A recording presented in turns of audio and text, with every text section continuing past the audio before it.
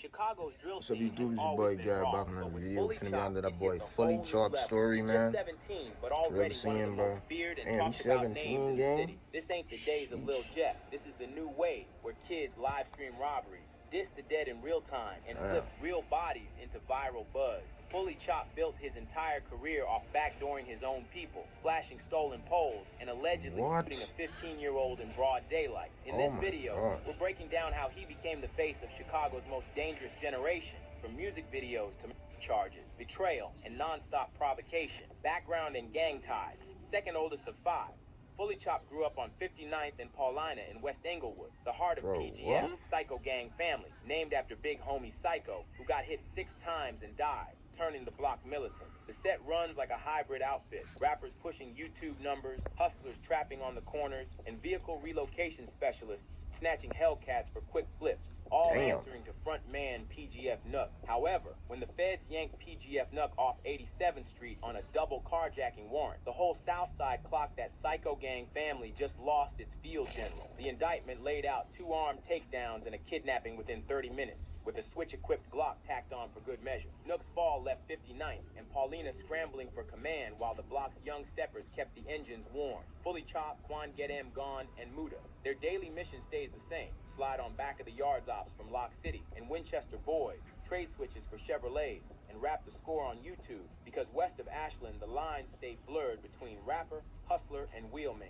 Everybody from West Englewood to back of the yards is holding breath, because without a clear captain, every trigger pull decides who really runs 59th tomorrow. Now, since he was 14, Chop was outside stealing poles, PGF Muda, and posting every move. 14 originally went by the name Lil Scoom, a street nickname he used in early block freestyles and IG clips before the views took off. But as his name started buzzing, it clashed with another local artist already known as Bloodhound Lil Scoom in a different part of the city. Fans were getting them confused, and so were the platforms. Not wanting his identity tangled with someone else's wave, he made the switch, rebranding as Fully Chopped 2X. He leaned into the image that matched his rising rep: wild lives, stolen poles, and viral disrespect. Dropping Scoom wasn't just about clearing confusion. It was a power move to make sure his name stood alone in the chaos. I've been going off Fully Chopped, so I've been going off Fully Chopped. I made my Instagram that, and then when I started rapping this,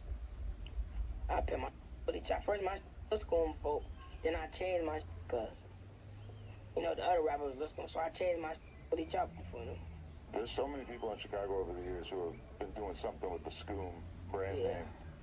Fully Chopped grew up where weren't rare. They were routine. By the time he was 6 years old, he already knew what to do when rang out. Hit the ground, stay low. This dude's 17, y'all. He used to dive under cars. 8 kids and he on, bro. This world crazy, bro. What was your this world finished, like gang. growing up out there?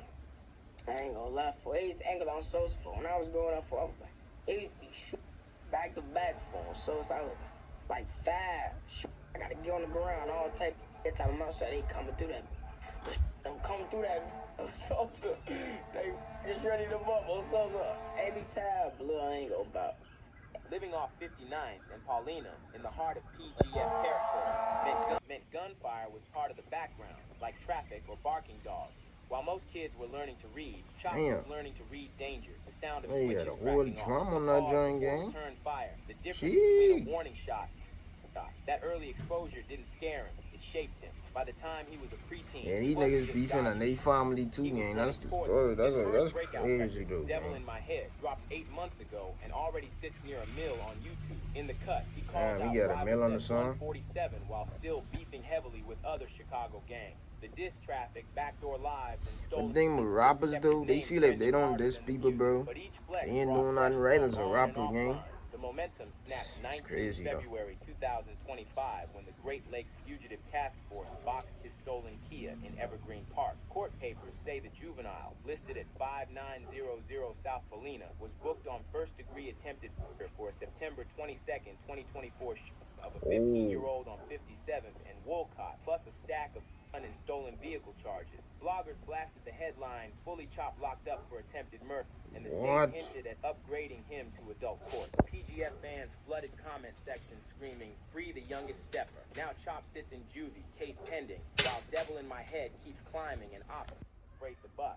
Whether he beats the charges, gets sent upstate, or ends up another hashtag, the war he helped flame between PGF, Bloodhound, way, they and sent him up for a 147 is body still burning, game? and everybody's waiting to see who slides first, when or if he touches back down. But as everyone knows, that type of lifestyle comes with consequences.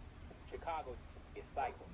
Q50 with Lil 50, his closest friend and music partner, in late October 2024, trying to retrieve his stolen Glock from an op, Lil Tay. Chop was reportedly on FaceTime when it happened. Tay, who allegedly had 5 bodies, didn't live long enough to face retaliation. He died in a fatal car crash days later. PGF called it karma. Chop called it content, but inside he was hurting.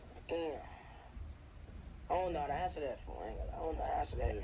Was that the... That did break me though, for I'm so that broke me for. That was my everyday homie for. I was waking up to him type shit, you know. That was my everyday homie for. I ain't gonna about that shit did break me though. Yeah, it's tough losing anybody you care about, but especially like the person you're with every day. No bullshit. That's brutal. Shit, like, this shit real type. Shit like that. That's crazy, You go man. back in the studio, like, inspired you, like, man, I'm finna go harder, you know what I'm saying? Cause he really wanted to rap for. I really was like, he wanted to rap. Like I was rapping cause him. So I really wasn't finna rap. But he was telling me to rap. So I really. Jada, Q50 with Lil 50's sister, whose rising presence exposed cracks in the PGF narrative. In a Bro, July what live is stream, she directly these people challenged doing? Fully Chop, calling him out for not getting justice for her brother. They still ain't What? got back for Lil 50, she snapped, tagging Rip 50 and launching a social wave of criticism at Chop and PGF's empty promises.